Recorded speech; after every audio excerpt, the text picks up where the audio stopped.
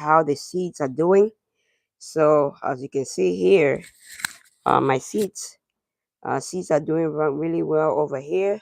So I just have them on the table right now. I have this little contraption to cover it right now because it grew bigger than the little container that I was working on it. But I'm gonna be moving them to the greenhouse very soon. So just wanted to show you how they're doing. Over here we have some of our peppers and garden egg in this ones. Over here you can see these ones are already getting bigger than these containers right here. So I'm gonna transplant these big ones uh, to different bigger container, maybe solo cups. Then we have some garden eggs over here. You can see the garden eggs are already getting bigger than this, already touching the top of the grow container, which is awesome. So the peppers and the garden eggs are doing well. These are peppers over here, and we have garden eggs in the back, and they're all doing awesome. Over here, we have anchia. This is anchia right here. Anchia is doing well. We have celery over here. We have onions over there. As you can see, they're all doing well. We have these onions over here. Let me just pull this forward. We have the onions that we have to move the onions. I'm gonna have to transplant it to separate containers so that it can continue growing because they are more than the height of this container right now. So they are doing okay. I have a few other containers here that I just planted a few things in there. I just planted them not long ago. They're still doing okay. But this is my setup right here. I have them set up on the table and I cover it up with the plastic. I have my heat mat underneath to provide some heat. I also have a small heater down here that provides when I cover the whole table with a plastic. It heats, it maintains the temperature in this small area right here for at least it maintains the temperature for above 60 degrees. So they're all doing great so far. So very soon I'm going to be transplanting them, moving them into the greenhouse. There's still ice outside. There's still a lot of snow outside, but I need a space to be able to start doing this. So hopefully, the next live I'm gonna have or the next videos I'm gonna be moving them into greenhouse and setting up a shelf in the greenhouse where they can continue getting enough sunlight and getting enough space for them to do it. Because right now, some of them, like I said, some of these we have to expand, and I can't really expand them into this space right here because the space is not big enough for this. So let me know in the comments below if you started your seeds already. What particular plants have you started, and why did you start those? I started these ones because these are plants that take a long time, especially pepper. Pepper takes about 10 weeks plus for it to get to the stage where you can transplant it into the garden. So that's why I started pepper, garden egg early. The onion is a cold weather crop. I started it early so that I can get some onions going, and they're gonna do fine with the cold weather. And chia also it takes a little bit of time for it to germinate and grow, and that's why I started these early. So, but this is what I'm doing to get my seedlings going. I have a few sets of seedlings that I'm gonna start later on after these ones, so that way I can get them going. So, also one other tip I recommend if you're just starting or you intend to start or you want to have a stress-free seed starting process, I recommend you guys get this seed starting tray set like this. It comes 80 cells. The two of them they come together 80 cells, and they are all in one. They have a grow light. They have full spectrum grow light on them. They have a dome. It has a reservoir where you just regularly check. Let me just lift it up like this. It has a reservoir that maintains. So I haven't checked this my seed starting setup in about 2 3 days now, and they're still doing fine.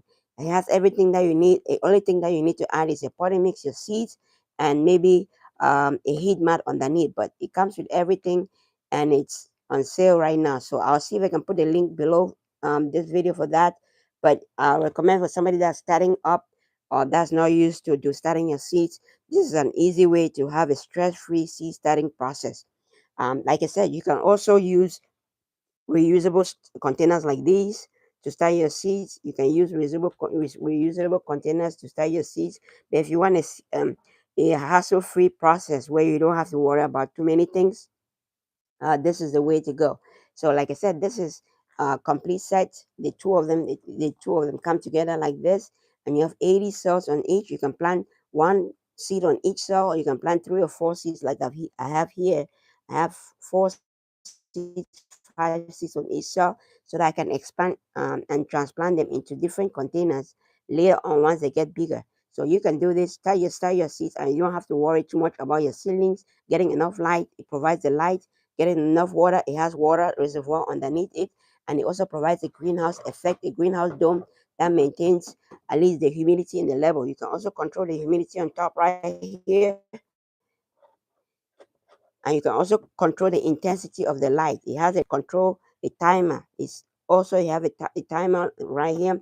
You can set it to go for 12 hours, and it goes off for 12 hours, and it goes back on after 12 hours. So it has everything in it, and you're able to just set it and you forget it, and you only check it maybe every couple of days just to make sure that there's enough water in there, the temperature is nice, and everything is fine. Like I said, this is a complete setup that you can have, and you can start your ceilings and rotate and get a lot of ceilings going. So like I said, I'm going to be taking out some of the ones that have overgrown, like these ones over here.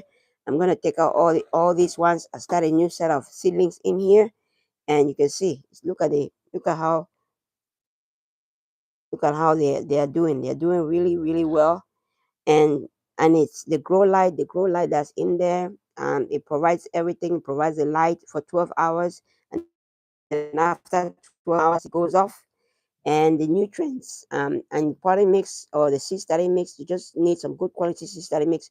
You can make your own seed starting mix, or you can check out my channel, my videos on Vero seed starting mix, how you can make your own seed starting mix for pennies.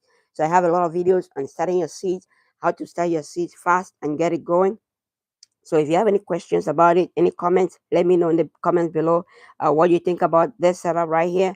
This is the early stage setup that I usually do indoors. Right now, I'm doing it in my garage, and you can see how is doing well.